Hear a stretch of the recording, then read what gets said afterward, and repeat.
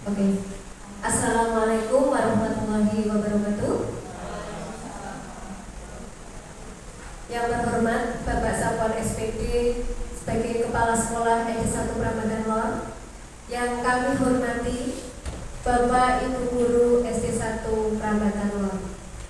Alhamdulillah, puji syukur kami aturkan kepada Allah Subhanahu wa Ta'ala yang telah melimpahkan rahmat dan inayahnya kepada kita semua, sehingga pada kesempatan yang berbahagia ini kita masih diberi kesehatan, sehingga kita bisa mengikuti acara diseminasi budaya positif.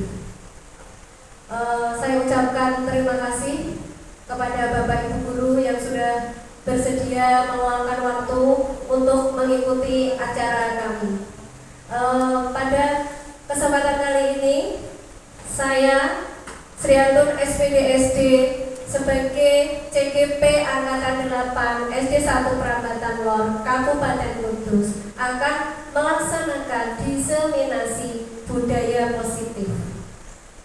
Ini adalah sebagai implementasi modul 1.4 dalam program Guru Penggerak atau PGP. Menyebarkan pemahaman dan penerapan pengalaman disiplin positif. Konsep budaya positif.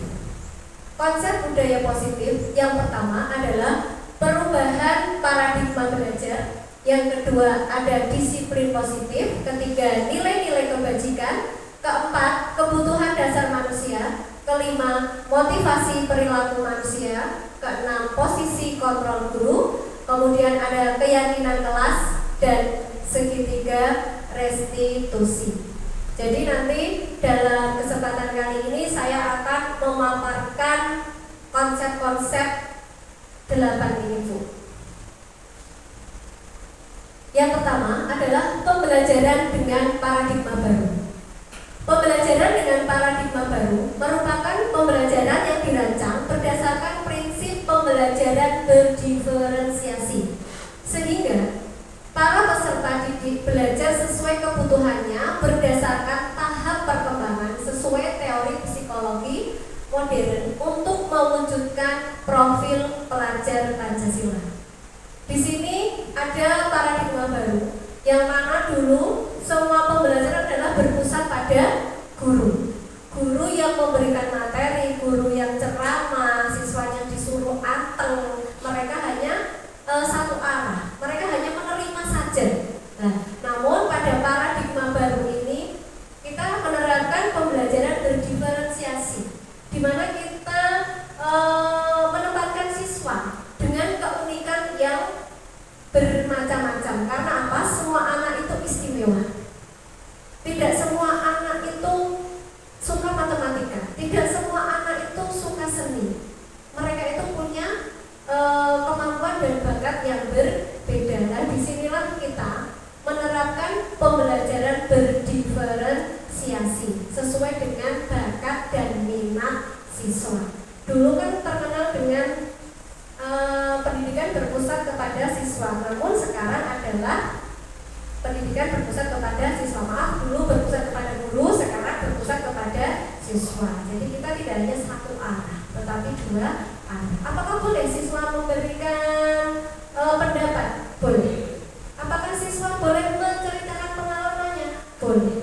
Nah, disitulah kita mengaplikasikan teori yang Merdeka Belajar tadi, ya. Ada mulai dari diri. Kemudian yang kedua, teori kontrol Dr. William Glasser. Ini adalah seorang pakar, ya, yang ahli dalam memaparkan tentang teori kontrol. Yang pertama, adanya miskonsepsi tentang teori kontrol. Apa itu miskonsepsinya? Yang pertama, adanya ilusi guru mengontrol murid. Jadi di dalam kelas, di dalam sekolah, gurulah yang berkuasa, yang ngatur hidupnya murid, ngatur tingkahnya murid, ngatur keinginannya murid adalah guru. Ini adalah sebuah miskonsepsi. Padahal murid itu juga manusia. Mereka unik.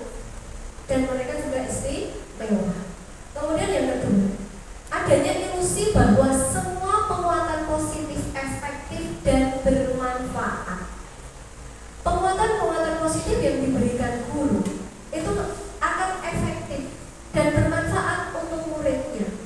Jadi siswa seolah dipaksakan, pengen nangkep bu guru seperti ini, kamu harus A, harus B, harus C. Nah, padahal itu sebenarnya tidak efektif. Kenapa? Karena bukan timbul dari kesadaran siswa. Kemudian ilusi bahwa kritik dan membuat rasa bersalah mampu menguatkan karakter. Sebagai guru kita mengontrol siswanya, harus kamu menurut bu guru, harus seperti ini, harus seperti itu. Lalu kita mengkritik mereka. Jika mereka berbuat salah, kita mengkritik mereka. Itu adalah suatu kesalahan. Itu tidak akan membuat mereka itu merasa bersalah. Tetapi yang ada, mereka justru dendam, marah. Nah, karena apa? Karena kita mengkritik mereka. Kita ada beranggapan wes tak kritik, bocah itu bening ngene, padahal itu tidak benar. Dengan adanya kritikan guru, malah anak semakin marah dan dendam. Kemudian ilusi bahwa orang dewasa berhak memaksa. Di sini sebagai orang dewasanya adalah guru. Guru berhak memaksakan murid, berhak memaksa tingkah laku murid harus seperti ini, seperti itu. Itu adalah suatu miskonsepsi. Kemudian bagaimana seorang bisa berubah dari paradigma stimulus respon pada pendekatan teori kontrol yang dipaparkan oleh Stephen R. Covey, yaitu bila kita ingin membuat kemajuan perlahan, sedikit-sedikit ubahlah sikap atau perilaku Anda. Namun bila kita ingin memperbaiki cara-cara utama kita, maka kita perlu mengubah kerangka acuan kita. Ubahlah bagaimana Anda melihat dunia, bagaimana Anda berpikir tentang manusia, dan ubahlah paradigma Anda. Skema pemahaman dan penjelasan aspek-aspek tertentu tentang realitas. Di sini tertera bahwa kemajuan itu dimulai dari diri kita. Perubahan apapun itu adalah ada pada diri kita. Seumpama si A dan si B sama-sama memegang mengepal tangan. Mbak Ayu mengepal tangan, Bu Ana berusaha membuka kepalan tangannya. Mbak Ana memaksa. Apa yang terjadi? Apakah Mbak Ayu mau membukakan tangannya? Belum tentu. Karena Mbak Ayu mungkin punya prinsip, dia tidak akan membuka tangannya. Ini adalah suatu amanah, maka saya tidak akan membuka tangannya. Begitu juga Bu Ana mengepalkan tangannya dan Bu Ayu berusaha membuka tangannya. Apakah Bu Ana dengan serta-merta mau? Tidak akan semudah itu. Karena pada prinsipnya semua orang itu pengendali kontrol tertinggi pada diri sendiri. Mau berbuat baik, mau berbuat tertib, mau berperilaku yang baik, itu adalah semua ada di dalam diri kita. Ada kalanya kita di sekolahan mungkin ada yang melakukan ini karena dia malu, ya kan? Ada juga yang cuek-cuek saja. Karena meskipun ada kepala sekolahnya saya ya berbuat seperti ini. Ada yang seperti itu, ada yang berbuat karena malu. Tapi semuanya adalah ada pada diri kita. Punya kesadaran penuh, punya kemauan, itu juga dari diri kita. Seperti di sini kemarin saya ditanya tentang kontrol diri. Bagaimana Anda kok bisa mengikuti CGP? Nah, di sini semuanya adalah kontrol dari diri saya sendiri. Meskipun dulu Pak Sapan memaksa saya gumun, nah tapi karena saya belum ada niatan, maka saya pun tidak mengikuti. Di angkatan 5, di angkatan 7 saya tidak mengikuti. Baru di angkatan 8. Karena apa? Sepenuhnya kontrol ada pada diri kita sendiri. Mau berbuat baik, mau melakukan kedisiplinan, mau taat aturan dan lain sebagainya adalah ada pada diri kita sendiri. Nah di sini kalau kita mau melakukan perubahan, maka lakukan perubahan sedikit demi sedikit dimulai dari kita sendiri. Kemudian di sini ada teori yang pertama tadi stimulus respon, yang kedua adalah teori kontrol. Pada teori stimulus respon, realitas atau kebutuhan kita itu sama. Padahal dalam teori kontrol bahwa realitas atau kebutuhan kita itu berbeda. Tiap orang memiliki kebutuhan yang berbeda-beda. Kemudian semua orang melihat hal yang sama. Tapi dalam teori kontrol tidak. Setiap orang memiliki gambaran yang berbeda. Seperti tadi dalam diskusi kita, semua orang mesti punya gambaran yang berbeda-beda, punya perspektif yang berbeda-beda. Kemudian kita mencoba mengubah orang agar berpandangan sama dengan kita. Ternyata dalam teori kontrol kita berusaha memahami pandangan orang lain tentang dunia. Oh ya, saya memahami si A berpikir seperti ini. Berusaha mengerti mereka, berusaha mengerti apa yang mereka pikirkan. Jangan memaksakan. Iya. Kemudian perilaku buruk dilihat sebagai suatu kesalahan. Dalam teori kontrol bahwa semua perilaku memiliki tujuan. Kenapa si A terlambat? Kenapa si B terlambat? Kenapa si B tidak memakai seragam sesuai peraturan? Itu mungkin semua ada tujuannya. Semua yang kita lakukan adalah karena kita punya tujuan. Kemudian stimulus respon, orang lain bisa mengontrol saya. Tapi dalam teori kontrol hanya Anda yang bisa mengontrol diri Anda. Seperti tadi yang sudah jelaskan, ada dua kepalan tangan, si A si B. Kalau kita tidak mau melepaskan kepalan tangan itu, si A pun tidak bisa melakukannya. Karena sepenuhnya ada pada diri kita. Begitu juga kita berbuat baik, semuanya adalah dari diri kita. Lalu saya bisa mengontrol orang lain. Itu suatu miskonsepsi juga. Yang betul adalah Anda tidak bisa mengontrol orang lain. Yang bisa kita berikan kepada orang lain adalah teladan atau contoh. Dengan mereka melihat contoh, setidaknya mereka terus berpikir. Akhirnya mereka pun mau mengikuti. Jadi nggak mungkin saya mau merubah Bu Ana harus seperti ini, harus disiplin, harus ini. Itu adalah suatu hal yang mustahil. Karena apa? Itu tidak akan bertahan lama. Jika tidak ada saya, mungkin mau saya enaknya sendiri.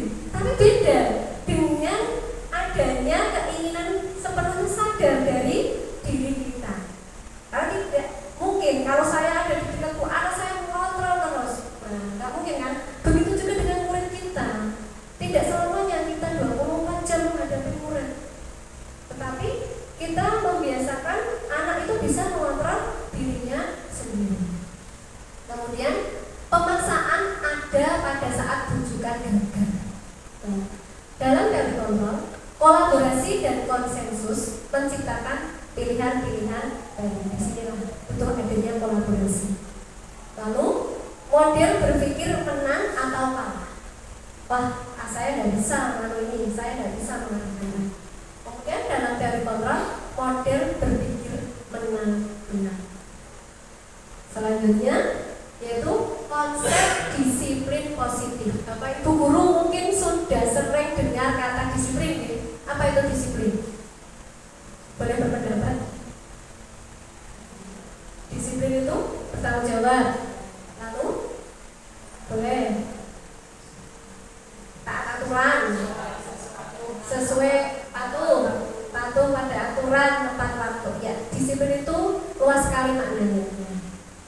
Disiplin berasal dari kata disiplina yang artinya belajar.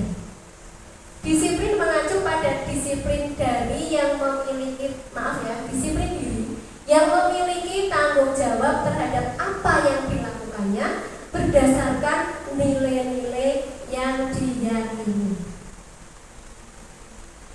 Di sini disiplin positif merupakan salah satu cara penerapan disiplin yang bertujuan untuk menumbuhkan kesadaran serta memberdayakan peserta didik tanpa imbalan atau penghargaan, ancaman ataupun hukuman. Disiplin positif di sini artinya bahwa semua yang dilakukan adalah berasal keyakinan, apa yang diyakini oleh diri sendiri untuk mengatur hidupnya agar menjadi manusia yang mandiri dan bertanggung jawab. Itu makna dari disiplin positif. Dia yakin bahwa nanti kalau saya rajin belajar, saya akan naik kelas. Nah, itu karena dia yakin, ada keyakinan dalam hatinya. Saya berangkat pagi karena apa? Ini adalah tanggung jawab saya sebagai seorang guru. Nah, ini ada rasa yang diyakini, ada kata-kata atau keyakinan dalam diri kita. Nah, keyakinan itu kan tidak mungkin ya tumbuh dari orang lain, tetapi dari diri kita sendiri.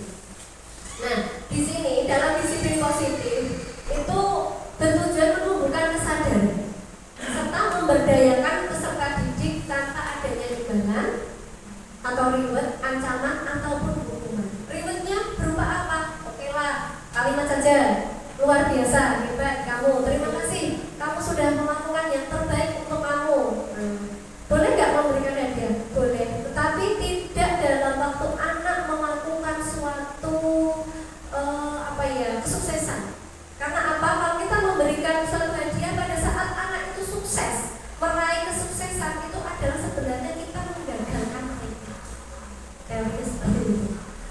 Lalu sebagai pendidik, tujuan kita adalah menciptakan peserta didik yang memiliki disiplin diri sehingga mereka berperilaku mengacu kepada nilai-nilai kebajikan universal dan memiliki motivasi intrinsik dalam perubahan perilaku ke arah yang lebih baik. Kalau tadi si A sudah yakin bahwa berangkat pagi itu lebih baik, dia sudah punya keyakinan kalau saya rajin belajar saya akan pinter, naik kelas. Nah, tujuan kita adalah di situ menebalkan atau meyakinkan nilai-nilai kebajikan tersebut. Nah, lalu apa sih nilai-nilai kebajikan? Nilai-nilai kebajikan yaitu nilai yang disepakati bersama lepas dari suku bangsa, agama, bahasa maupun latar belakangnya. Jadi tanpa memandang suku bangsa, tanpa memandang kita harus seagama, tanpa memandang bahwa kita harus punya latar belakang yang sama untuk melakukan nilai-nilai kebajikan tersebut. Nah, di sini saya mengambil 3 contoh nilai kebajikan dari suatu institusi atau organisasi. Sebenarnya ada 7, tapi saya hanya mengambil 3. Yang pertama adalah nilai kebajikan dari profil pelajar Pancasila, yaitu beriman dan bertakwa pada Tuhan Yang Maha Esa, berakhlak mulia, berkebinekaan global, gotong royong, mandiri, kreatif, dan bernalar kritis. Ini adalah nilai-nilai kebajikan atau yang diyakini dalam profil pelajar Pancasila, bahwa inilah nilai yang harus ada dalam diri kita, bahwa kita harus punya iman, harus punya takwa kepada Tuhan Yang Maha Esa, harus mau bergotong royong, bisa mandiri, kreatif, dan juga bernalar kritis. Di sini ada berakhlak mulia. Siswa itu harus yakin akhlak mulia itu tidak hanya akhlak kepada Allah, tetapi ada juga akhlak kepada manusia, akhlak kepada alam. Nah, dari situ kita bisa melatih siswa. Contoh akhlak kepada alam, kita harus menjaga kebersihan, terus menyiram, terus merawat bunga. Itu akhlak kepada alam. Ada juga berakhlak mulia kepada sesama. Kita harus saling menolong, menghormati. Itu kita yakini. Apa kita sering didengarkan kepada anak, nanti anak akhirnya meyakini. Dengan mereka meyakini, mereka maka akan melakukan. Kemudian ada dari institusi atau organisasi, yaitu Ibu Primary Years Program. Nilai-nilai kebajikan yang diangkat yaitu 1, ada toleransi. Yang baik adalah punya nilai toleransi, rasa hormat, integritas, integritas, mandiri, menghargai, antusias, empati, keingintahuan, kreativitas, kerjasama, percaya diri, dan komitmen. Ini adalah nilai kebajikan dari Ibu Primary Youth Program. Nah, ini boleh kita kenalkan kepada anak. Seperti apa sih nilai-nilai kebajikan itu? Lalu ada juga keterampilan hidup atau life skill. Sikap-sikap yang seperti apa atau nilai-nilai yang apa? Yang pertama, dapat dipercaya. Jadilah orang yang bisa dipercaya. Kemudian lurus hati, pendengar yang aktif, tidak merendahkan orang lain, dan memberikan ruang terbaik dari diri. Kurang itu Bu, ngetiknya kadang terlalu cepat. Kemudian setelah belajar nilai-nilai kebajikan, kita setiap manusia itu memiliki kebutuhan dasar. Nah, apa itu kebutuhan dasar manusia? Bahwa kebutuhan dasar manusia adalah segala sesuatu yang kita lakukan untuk mendapatkan apa yang kita inginkan. Seluruh tindakan yang kita lakukan memiliki tujuan tertentu, dan semua usaha terbaik yang kita lakukan adalah dalam rangka agar kebutuhan dasar kita terpenuhi dengan baik. Nah, kebutuhan dasar manusia ini harus kita penuhi. Jadi semua tindakan kita, tindakan anak adalah hanya dalam rangka memenuhi kebutuhan saja.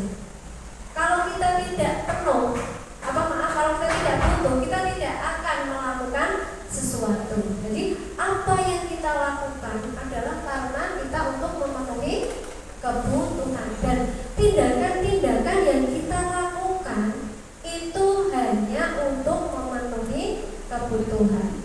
Ada kalanya anak di dalam kelas itu ramai, ngomong sendiri. Sebenarnya apa? Sebenarnya kenapa mereka seperti itu? Karena mereka punya kebutuhan. Gak mungkin si Rizky musar-musar sesukanya sendiri, karena dia itu punya kebutuhan, ya. Terus ada anak juga yang di dalam kelas ketika diajar ngomong terus, kan? Itu juga karena mereka punya kebutuhan, ya kan? Semua yang kita lakukan adalah untuk memenuhi kebutuhan, bukan tanpa alasan. Lalu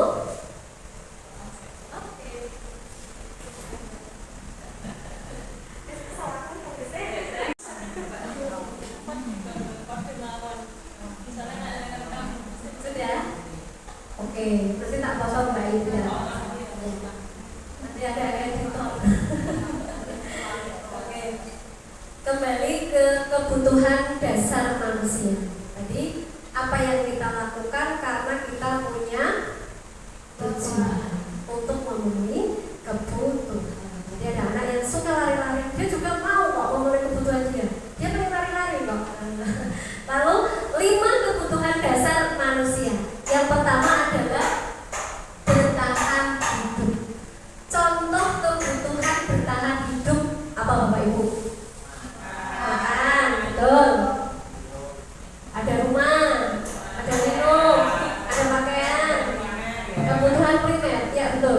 Kebutuhan bertahan hidup. Kalau tidak dipenuhi, ya apa yang terjadi? Kemudian ada juga kebutuhan kasih sayang dan rasa diterima. Kasih sayang dan rasa diterima. Semua orang itu butuh kasih sayang dan rasa diterima.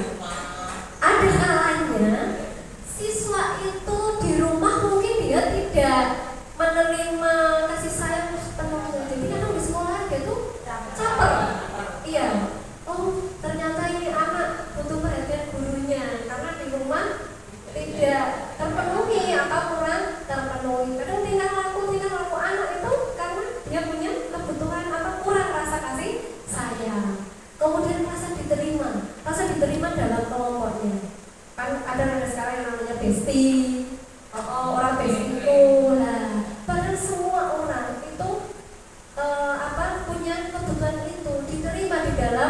kelompoknya. Nah, bagaimana kita sebagai guru untuk memberikan kebutuhan itu rasa diterima di dalam kelompoknya? Nah, kita harus pandai-pandainya mengatur kelompok ya. Jadi kita selang-seling berganti-ganti. Nanti semuanya akan terpenuhi. Dia akan merasa diterima di dalam kelompoknya. Kalau kita tidak mengarahkan, anak kan sesukanya sendiri ya. Aku pilih sama ini aja, aku pilih sama itu. Nah, di sini kita harus tahu itu bahwa siswa itu butuh kasih sayang dan juga rasa diterima. Kemudian ada penguasaan. Ada kalanya, Bu Sari dulu pernah cerita, anak yang nakal itu memang ada kalanya diberi kepercayaan atau penguasaan. Betul, karena di situ kalau kita beri kepercayaan, dia tuh merasa punya harga diri dan nanti akan tumbuh tanggung jawab pada diri siswa. Kita harus bisa tahu, oh anak ini kok tingkahnya seperti ini, apa yang dia butuhkan. Nah, di situ kita berikan apa yang dia butuhkan. Seperti tadi adalah penguasaan. Kadang anak yang nakal, setelah kita bertanggung jawab, beri tugas, dia akan berubah menjadi anak yang mudah diatur. Tidak secara sengaja kita maksa, tapi dengan cara-cara yang lembut. Nah, tidak maksa, langsung ini, langsung itu. Nah, tapi kita tahu dulu apa kebutuhannya dia. Kemudian kebutuhan dasar yang berikutnya adalah kebebasan. Anak-anak kita ada kalanya dia itu di kelas lari-larian sesukanya sendiri karena dia butuh kebebasan. Dia nggak mau terlalu lama duduk, apalagi kelas 1. Konsentrasi anak kelas 1, 2, 3 itu paling lama 10 menit itu sudah juara itu. Nah, mereka butuh kebebasan. Nah, mungkin dengan metode kita, cara belajar kita yang tidak ada sepanang duduk di meja, ada kalanya kita buat kelompok. Kelompok itu terserah anak dalam kelompoknya mau kesepakatan mau di bawah boleh, di meja boleh, tapi dengan catatan harus tetap tertib. Nah, itu untuk memenuhi mereka itu pengennya bebas. Tapi di sini kebebasan yang bertanggung jawab. Kemudian ada juga kebutuhan kesenangan. Apa yang dia senang? Apa yang anak sukai? Nah, kenapa kok Ataris misalnya di kantin itu sering jahil pada temannya? Itu ternyata dia adalah kesenangan dia. Nah, ternyata dia memang senang melakukannya. Dia butuh itu. Karena dengan menjadi temannya, dia akan senang. Dia akan puas, bahagia, bangga. Nah, ini dari kebutuhan dasar ini kita memang harus tahu dan sebisa mungkin mewujudkan keinginan kebutuhan anak tersebut tanpa meninggalkan nilai-nilai kebajikan yang tadi sudah saya paparkan di depan. Nah, kembali lagi bahwa dengan adanya budaya positif itu semua anak, semua pribadi akan berperilaku sesuai apa yang dia yakini. Yakin bahwa ini baik bagi saya. Yakin saya harus datang tepat waktu. Dia yakin bahwa saya harus disiplin. Semua yang dia lakukan merupakan suatu keyakinan. Lalu sebenarnya motivasi perilaku manusia itu ada motivasi intrinsik, yaitu dari dalam diri kita, karena kita sudah yakin bahwa itu baik berdasarkan nilai-nilai kebajikan yang kita yakini. Nah, itu namanya motivasi intrinsik. Ada juga motivasi ekstrinsik. Seperti apakah sih motivasi ekstrinsik itu? Motivasi ekstrinsik itu suatu tindakan yang dilakukan karena untuk menghindari ketidaknyamanan atau hukuman. Wah, aku nggak mau terlambat, nanti saya dihukum Bu Guru. Nah, saya nanti kalau seperti ini nanti saya dipanggil. Nah, karena dia itu melakukan sesuatu karena adanya takut ini, adanya nanti dihukum atau untuk menghindari ketidaknyamanan. Kemudian motivasi ekstrinsi yang kedua, apa yang dilakukan seseorang itu hanya untuk mendapatkan imbalan atau penghargaan dari orang lain. Nah, saya mau melakukan ini ya nanti supaya dapat hadiah. Terus sekarang gini, kalau Bapak Ibu tidak memberikan hadiah, apakah anak masih mau melakukannya? Sedikit ya, sedikit. Nah, karena apa? Dia bertindak karena adanya rasa ingin mendapatkan imbalan atau hadiah. Jadi bukan dari diri sendiri. Nanti kalau guru tidak menyediakan hadiah, dia tidak mau melakukannya. Berarti hanya bersifat sementara. Lalu ada motivasi yang ketiga, yaitu motivasi intrinsik.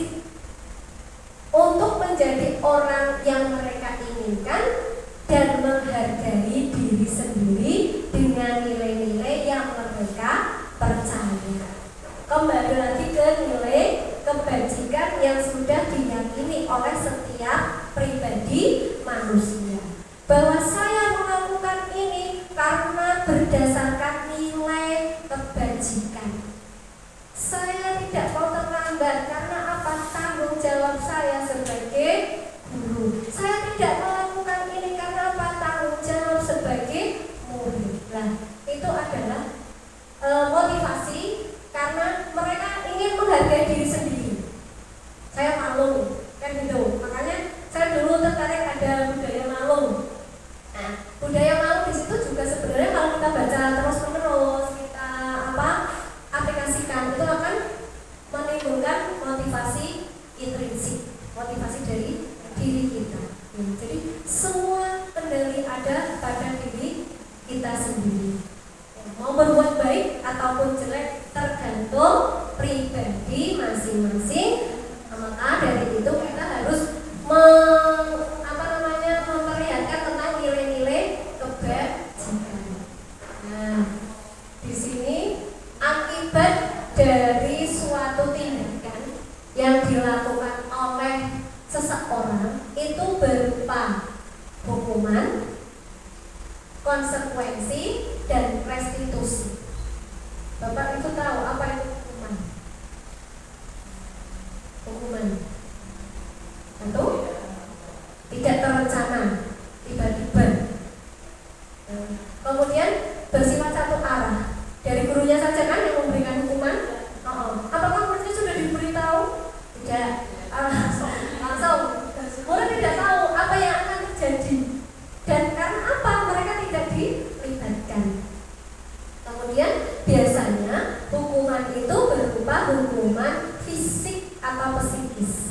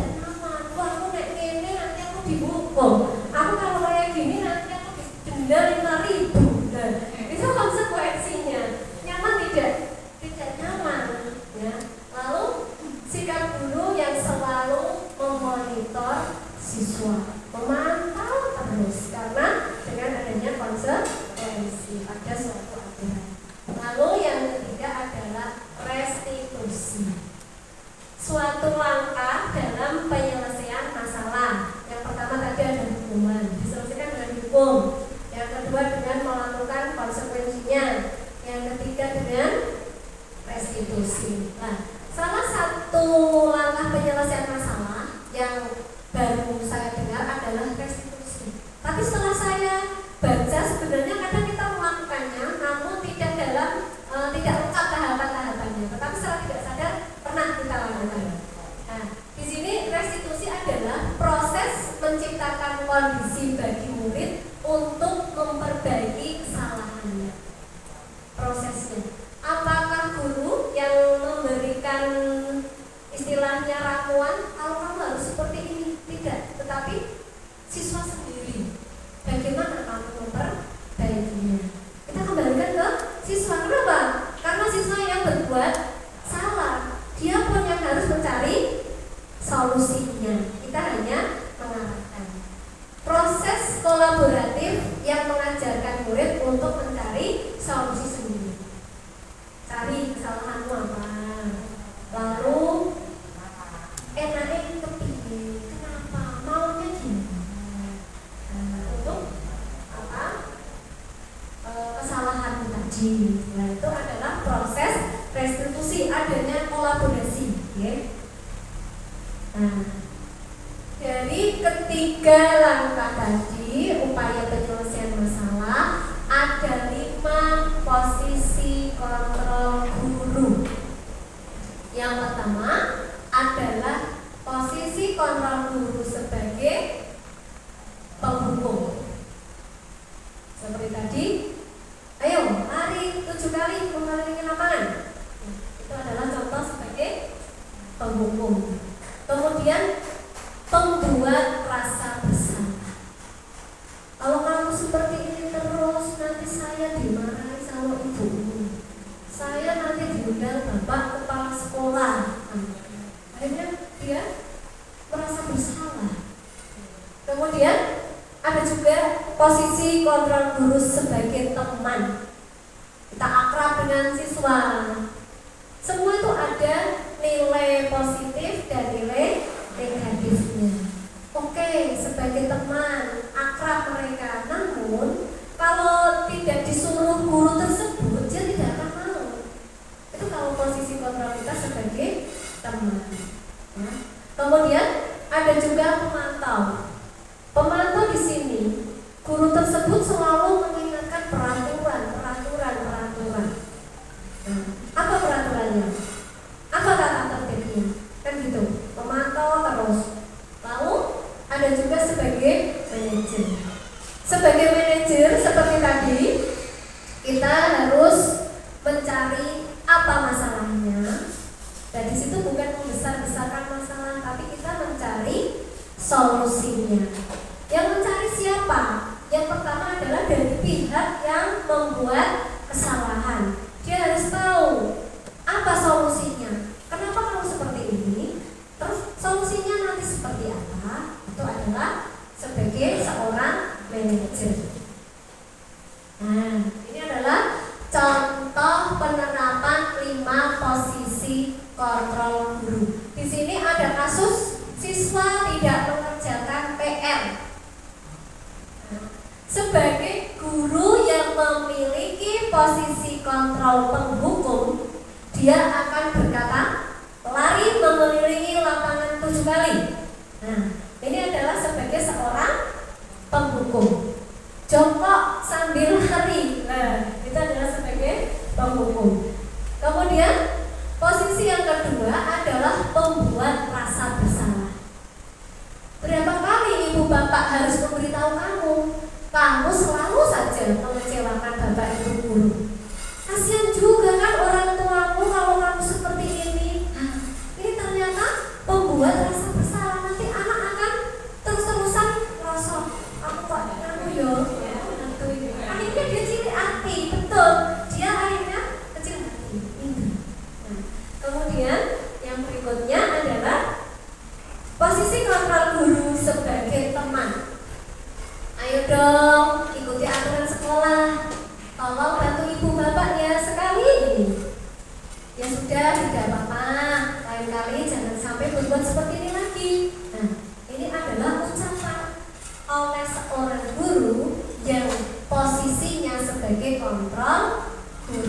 teman. Kemudian ada juga kontrol guru sebagai seorang pemantau. Pemantau tadi kita hubungkan dengan aturan atau tata tertib. Kamu sudah melanggar aturan di sekolah ini. Kamu tahu konsekuensinya. Nah, jika kamu tidak mengerjakan PR, kamu tahu konsekuensinya. Itu dihubungkan dengan aturan. Ini adalah posisi guru sebagai seorang pemantau. Kamu tahu kaos kakinya harus warna apa? Apa konsekuensinya kalau kamu tidak memakai kaos kaki yang sesuai aturan? Nah, ini dalam kasus siswa tidak mengerjakan PR, posisi kontrol guru sebagai seorang manajer. Apa yang Bapak Ibu guru ucapkan sebagai seorang manajer? Apakah kamu tahu kesalahanmu? Anak diberi kesempatan untuk berpikir, tidak langsung kamu salahnya ini. Tapi mereka diberi waktu untuk mencari kesalahannya dia. Cari. Lalu bagaimana kamu memperbaiki kesalahanmu? Apa solusinya kalau kamu seperti ini? Menurutmu apakah ini sudah baik bagi kamu? Menurutmu apakah kamu bisa memperbaikinya? Nah, ini adalah posisi sebagai seorang manajer. Kiranya itu Bapak Ibu ada 5 posisi kontrol guru dan kita secara sadar sudah pernah melakukan kelima-limanya. Nah, semua ini ada kelemahan dan kelebihannya. Namun yang terbaik adalah posisi sebagai seorang manajer karena dia akan menimbulkan motivasi intrinsik dari anak. Nah, sekarang yuk kita coba posisi kontrol. Apakah aku? Ada yang mau membacakan? Ini cuma satu ya Pak. Saya kecewa sekali dengan kamu. Saya kecewa dengan kamu. Posisi kontrol apakah ini?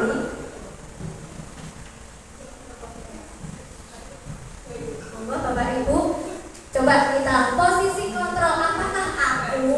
Nah, ada Mas Bu Guru bicara seperti ini. Saya kecewa sekali dengan kamu. Nah, coba ayo Bu Ayu boleh berpendapat. Saya kecewa sekali dengan kamu. Posisi kontrol apakah ini? Menurut saya membuat rasa bersalahku. Iya. Ya, betul apa yang dikatakan Bu Ayu bahwa posisi ini adalah guru sebagai pembuat rasa bersalah. Akhirnya anak itu merenungi, menang, tapi akhirnya dia itu merasa bersalah kan? Nah, kamu mengecewakan saya, kamu nanti mengecewakan orang tuamu kalau kamu seperti ini. Efeknya apa pada psikis siswa? Dia akan minder, tidak pede. Nah, itu. Ya, selanjutnya posisi kontrol apakah aku? Oh, boleh. Ada yang lain? Iya, kalau menurut saya kamu tidak pernah benar melakukannya. Posisi kontrol guru ini sebagai pembuat rasa bersalah. Sama ya? Iya, betul. Ini juga pembuat rasa bersalah. Apa yang saya lakukan kok selalu nggak benar, selalu membuat kecewa. Nah, ini adalah posisi kontrol guru sebagai pembuat rasa bersalah. Apa coba posisi kalau bagi guru ada di posisi ini, apa yang dirasakan? Hah? Ya, kan sedih ya. Berarti saya tidak bermanfaat ya. Saya kok seperti ini ya. Saya selalu membuat kecewa, kan gitu. Akhirnya dia itu minder, tidak percaya diri. Sebenarnya apapun posisi kontrol kita itu sebenarnya untuk kebaikan. Cuma semua ada efeknya kan gitu. Kemudian yang selanjutnya, ayo boleh yang lainnya. Apa rencanamu untuk menyelesaikan masalah ini? Posisi kontrol apakah aku?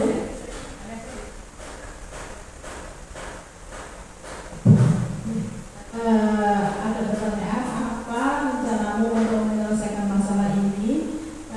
Ini dalam posisi kontrol sebagai manajer. Iya, betul. Betul sekali, terima kasih Bu Neng. Apa rencanamu untuk menyelesaikan masalah ini? Nah, anak diminta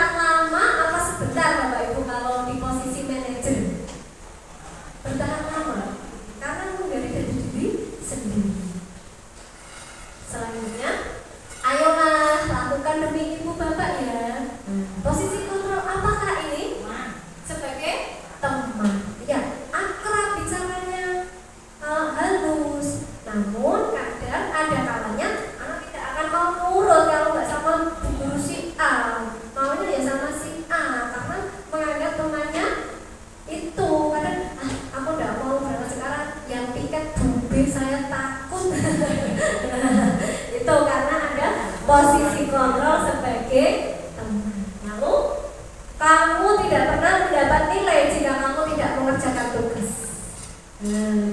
Ini adalah menanyakan pemantau. Ya betul, karena hubungannya dengan aturan sebagai pemantau, posisi kontrol sebagai pemantau. Lalu untuk mengontrol siswa, tadi kita sudah tahu bahwa ada 5 posisi kontrol guru. Yang pertama sebagai penghukum, yang kedua sebagai pembuat rasa bersalah, sebagai teman, sebagai pemantau, dan sebagai manajer. Nah, langkah apa yang harus kita tempuh supaya kita bisa memposisikan diri sebagai seorang manajer? Dari kelima tadi kan yang akibatnya paling bagus kan sebagai seorang manajer. Karena dengan keikhlasan, dengan kerelaan antara yang bersalah dengan kita gurunya, itu sudah sama-sama ikhlas ya tidak? Rasanya kan nyaman ya kalau sebagai manajer. Nah, lalu langkahnya apa? Yang pertama adalah kita akan membuat yang namanya keyakinan kelas. Mengapa keyakinan kelas? Mengapa bukan peraturan kelas? Keyakinan kelas itu dibuat oleh siapa? Apakah gurunya atau muridnya? Apakah guru bersama muridnya? Iya, betul. Di sini dalam pembuatan keyakinan kelas adalah melibatkan murid. Siswanya sadar buat aturan sendiri, keyakinan sendiri, hal-hal baik apa yang harus dia lakukan berdasarkan nilai-nilai kebajikan tadi. Beda dengan peraturan kelas. Peraturan kelas kan hanya bersifat searah dari sekolahan untuk siswanya, dari guru untuk siswanya. Tapi beda dengan keyakinan kelas. Akan benar-benar muncul dari hati siswa. Dan nanti kita bisa membuat keyakinan kelas pada saat awal tahun pelajaran baru itu penting Bapak Ibu. Jadi kita beri kesempatan kepada siswa untuk membuat keyakinan kelas. Apa-apa yang diyakini oleh siswa. Lalu pembentukan keyakinan kelas. Di sini ada keyakinan kelas. Bagaimana sih sifatnya keyakinan kelas? Yang pertama adalah bersifat abstrak. Yang kedua berupa pernyataan universal atau nilai-nilai kebajikan universal. Seperti tadi ya, ada profil pelajar Pancasila, ada IBO, ada apa tadi? Life skill. Nah itu. Kemudian dibuat dalam pernyataan positif. Tidak diperkenankan menggunakan kata dilarang. Jangan. Nah, misalnya kelas kita supaya bersih. Bagaimana keyakinan kelas kita? Apakah dilarang membuang sampah? Apa buanglah sampah pada tempatnya? Buanglah sampah pada tempatnya. Karena dengan menggunakan dilarang berarti itu adalah pernyataan yang negatif. Kemudian kita akan mengajarkan anak itu jujur. Misalnya tidak mencontek. Kalimat mana yang digunakan? Apakah bertindak jujur apa dilarang mencontek? Bertindak jujur. Nah, itu adalah pernyataan yang positif. Tidak diperkenankan menggunakan kalimat jangan ataupun tidak. Kemudian sedikit saja agar mudah diingat. Contoh, aku harus rajin, saling menghormati, saling menghargai. Guru bicara, aku diam. Nah, itu adalah contoh kata-kata yang mudah diingat. Sesuai dengan kondisi kelas dan sekolahnya ya. Sesuaikan. Misalnya keyakinan kelas 1 dengan kelas 5 akan berbeda. Karena kondisi anaknya kan juga sudah berbeda. Mungkin kelas 1 dia kepengen, kalau kelas 1 kan masih anaknya cengeng ya, belum mandiri. Mungkin dia mau nulis mandiri. Jadi dia yakin bahwa saya harus bisa mandiri.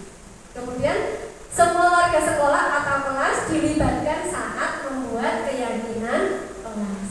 Nanti diskusi dengan anak diberi sticky note, silakan menuliskan satu keyakinan, nilai-nilai kebajikan kamu yang baik apa.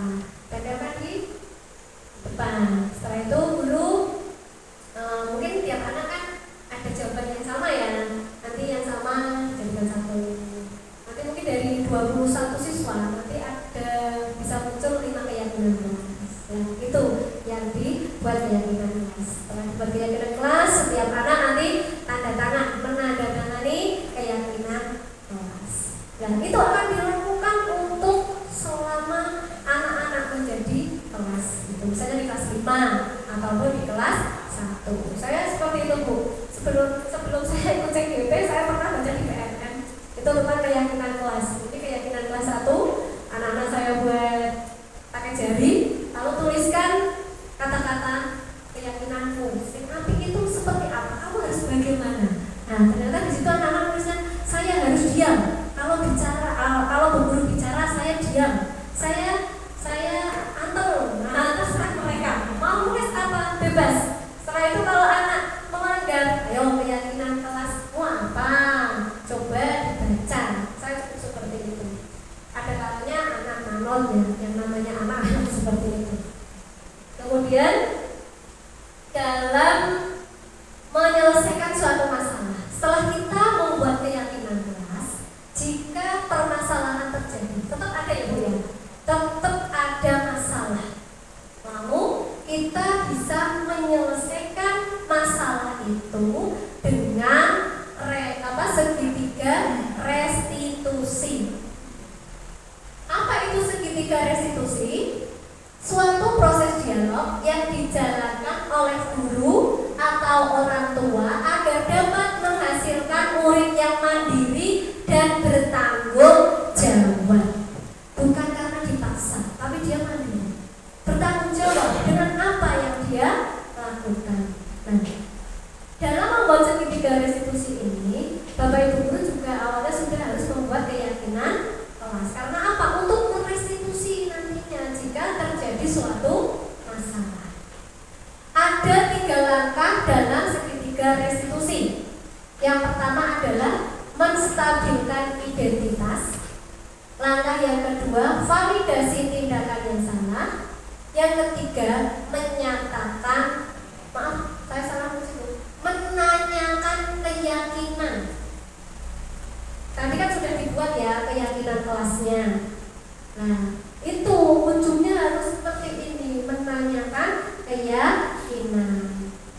Nah, kalau kita belum membuat keyakinan, kita tidak bisa membuat atau menyelesaikan masalah dengan segitiga restitusi. Kalau kita nggak ada yang diyakini, kita nggak tahu nilai-nilai kebajikan kita apa, itu ya. Jadi harus membuat keyakinan kelas. Oke, terima kasih. Ada 3 langkah segitiga restitusi. Yang pertama yaitu menstabilkan identitas. Sisi 1, menstabilkan identitas, yaitu berdasarkan prinsip membuat kesalahan adalah bagian dari proses pembelajaran. Dengan kita membuat kesalahan itu nanti ada pembelajaran untuk diri kita sendiri. Kemudian berperan menggeser identitas murid dari identitas gagal ke identitas sukses. Lalu jangan mengkritik murid yang sedang mengalami identitas gagal. Kalau dia sedang ada masalah, jangan dikeluarkan kata-kata yang mengkritik dia. Dia nanti akan merasa gagal. Seterusnya dia gagal dan tidak berguna. Namun ajukan pernyataan bahwa membuat kesalahan adalah suatu hal yang wajar. Karena apa? Tidak ada manusia yang sempurna. Kan gitu. Ya wajar saja. Namun terus kita bisa memperbaiki masalah ini kok. Ada juga saya tidak menanyakan kesalahannya, tetapi kita harus fokus kepada cara memperbaikinya. Kemudian bisa juga menggunakan pernyataan, apakah saat ini kamu telah menjadi orang yang baik bagi dirimu sendiri? Dengan kamu berbuat seperti itu, apakah itu baik buat kamu? Nah, itu adalah menstabilkan identitas pelaku atau pembuat kesalahan. Kemudian yang kedua adalah validasi tindakan yang salah. Prinsipnya di sini bahwa setiap perilaku tadi berusaha untuk memenuhi kebutuhan. Tidak mungkin tidak butuh kok melakukan sesuatu, mesti ada alasannya. Lalu guru akan bergeser dari pemikiran stimulus respon menjadi proaktif. Ya, kita harus aktif. Bagaimana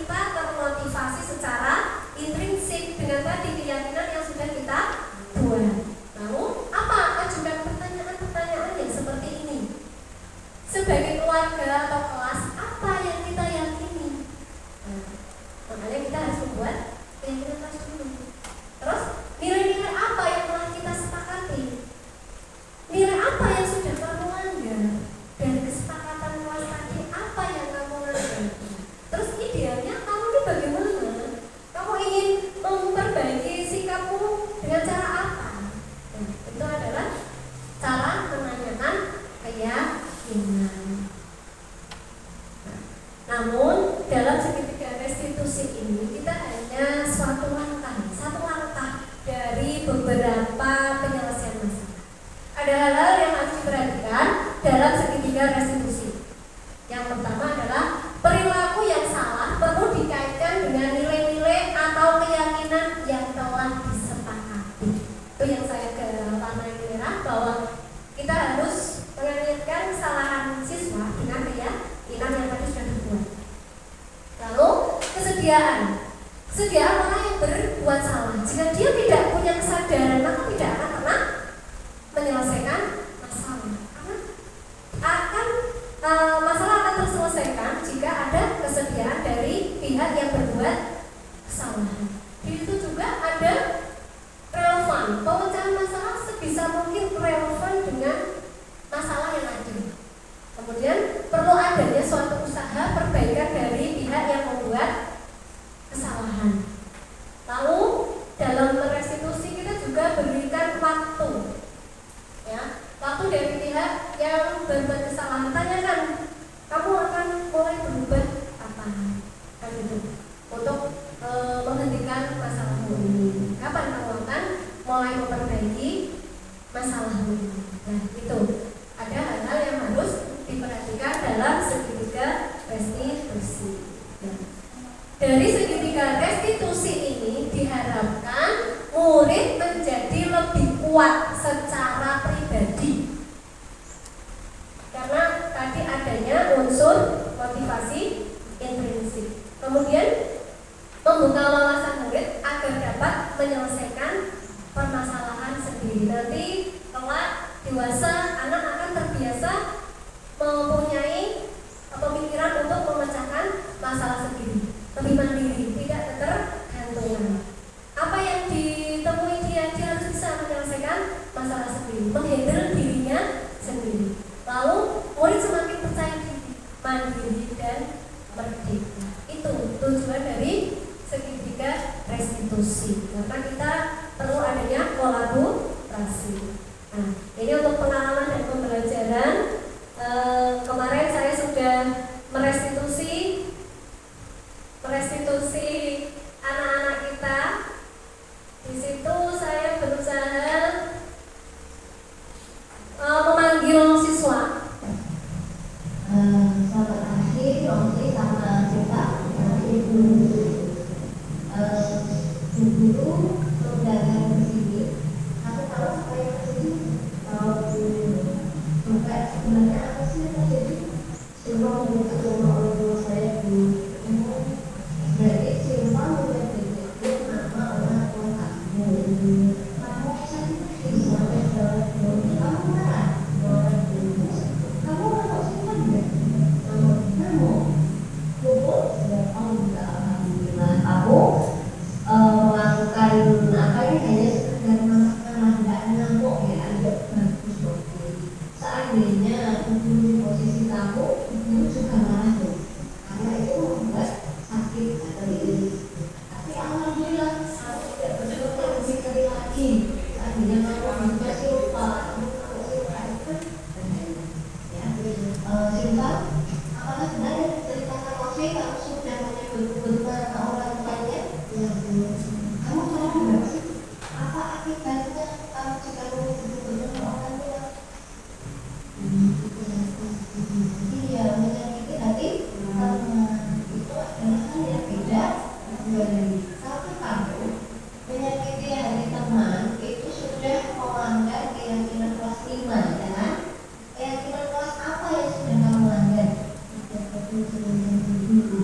Kamu sudah melanggar keyakinan kelas, jadi berikutnya dengan temanmu, karena Tuhan menyebut nama-nama orang tuanya.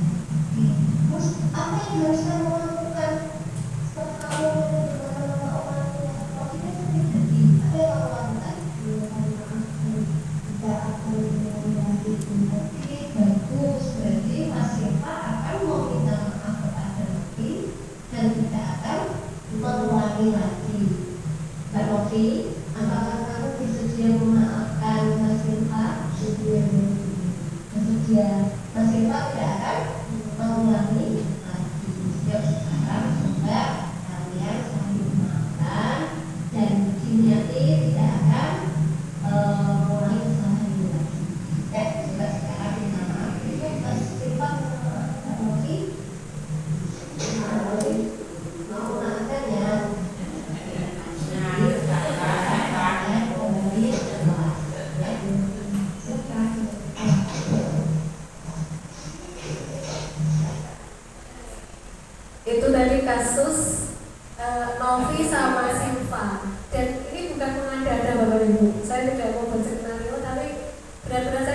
coba apa sih masalah kalian, langsung saya restitusi seperti itu. Kemudian ada juga masalah yang kedua, ini juga Silva lagi. Kamu tahu kenapa kamu dibantu ini? Saya tidak menolak, tapi masih soal pacaran. Iya. Kenapa kamu tidak memakai topeng besar? Oh, kamu kan besar. Akhirnya memang nggak dibawa tapi sana hasilnya. Kenapa kamu besar? Karena saya besar aku terlalu atau bagaimana? Ya bagus, kamu besar karena kamu terlalu. Kalau kamu terlalu berarti kamu sudah disiplin waktu, ya. Namun di sini kamu tetap ada masalah, ya, karena kamu tidak memakai topeng dan dasi. Jadi di sini kamu tahu nggak kesepakatan kelas yang sudah kamu ambil? Apa? Tidak disiplin pakaian. Kamu kan sudah disiplin waktu, tetapi ini ada yang kamu lakukan untuk disiplin berpakaian. Terus sebaiknya bagaimana sih Pak supaya ini tidak terjadi? Saya akan mencari hasil dan memasukkan tulis. Oh ya, jadi namanya kamu siapkan kopi bersih masukkan ke tas supaya tidak lupa lagi. Itu ya Pak ya. Terus selanjutnya kamu akan mulai lagi tidak? Tidak ya, jangan lagi ya. Makanya harus disediakan sejak malam supaya tidak lupa. Itu ya. Oke, sekarang kamu boleh kembali ke kelas.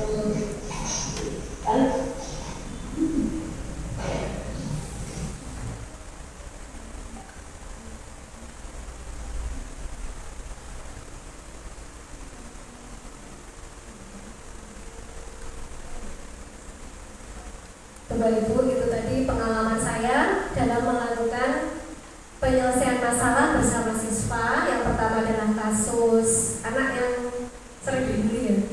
Yang kedua adalah siswa yang tidak disiplin dalam berpakaian. Itu adalah contoh penyelesaian masalah dengan segitiga restitusi, mulai dari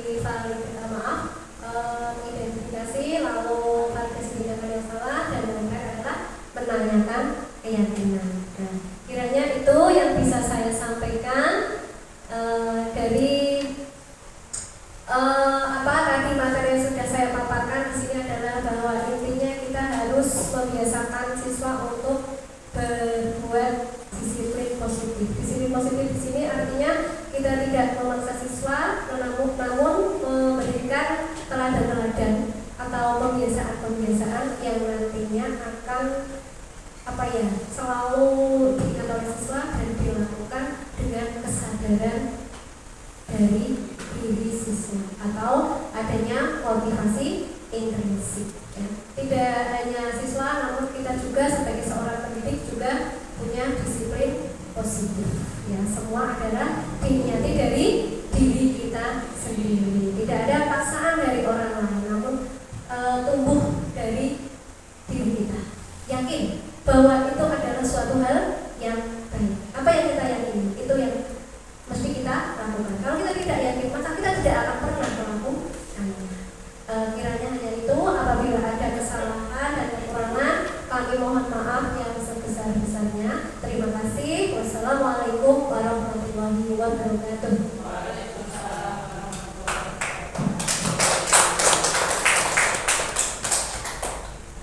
Selamat bersedia. Alhamdulillah. Berapa menit Pak? Assalamualaikum warahmatullahi wabarakatuh.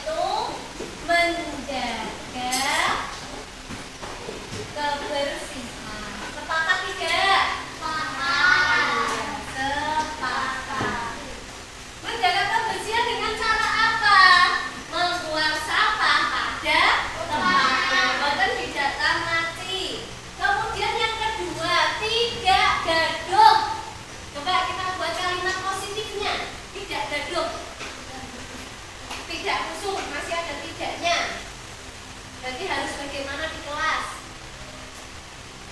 Di kelas harus damai, harus tertib, tenang, apalagi tentram, tenang, rukun, terus damai, ya. Berarti tenang di kelas, ya tidak? Tenang di dalam kelas pada saat pelajaran tentunya ya. Lalu yang ketiga, tidak boleh terlambat sekolah. Yang kita ganti menjadi kalimat positif. Jadi harus apa? Datang pinter, datang tepat waktu. Oke, sepakat ini ya. Tepat waktu. Lalu yang keempat, menghormati guru. Ini sudah kalimat apa? Positif, tulis saja. Menghormati guru. Ketika guru bicara, anak-anak harus mendengarkan. Ketika teman sedang bicara, teman yang lain harus mendengarkan. Tidak menjahili teman. Yuk dibuat kalimat positifnya. Berarti apa coba? Tidak menjahili teman, membuli teman. Rukun dengan teman. Oke, rukun dengan teman. Rukun dengan teman. Yang terakhir, apakah sama dengan rukun dengan teman? Sama. Oke, ternyata dari 15 menjadi 6, sekarang menjadi 5. Nah, ini adalah keyakinan kelas berapa? 5. Keyakinan kelas 5, siapakah yang membuat? Anak-anak semuanya. Berarti dari hati kamu bahwa kamu kepengen menjaga kebersihan, kepengen tenang di dalam kelas, lalu datang tepat waktu, lalu menghormati guru, lalu rukun dengan teman. Nah, ini ada nilai kebajikan yang harus kita laksanakan. Yang pertama, nilai kebajikan apa ya? Kalau menjaga kebersihan, nilai kebajikannya kita akan menjadi anak yang bagaimana? Baik. Yang baik. Lingkungannya kan bagaimana? Bersih. Berarti nilai kebajikannya adalah satu, apa Mbak? Kesehatan. Oke. Nilai kebajikan yang ingin diterapkan di kelas 5 adalah kesehatan. Lalu, apa lagi? Tenang di kelas. Datang tepat waktu, ini namanya berarti disiplin. Sepakat? Ya. Datang tepat waktu dan juga kamu harus tenang di kelas merupakan nilai disiplin. Kemudian yang selanjutnya ada menghormati guru, rukun dengan teman. Nilai kebajikannya adalah sama, yaitu menghormati. Ya, ada nilai kebajikan menghormati. Dan yang terakhir adalah rukun. Ya, ini adalah keyakinan kelas 5 yang akan anak-anak apa? Lakukan selama 1 tahun. Siap? Siap. Kalau siap, nanti anak-anak akan tanda tangan tentang nilai-nilai kebajikan. 1. Tanda tangan keyakinan kelas.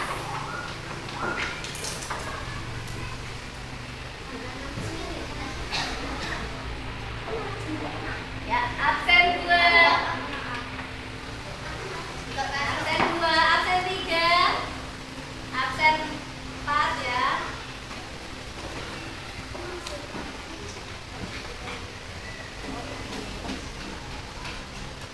Absen 4.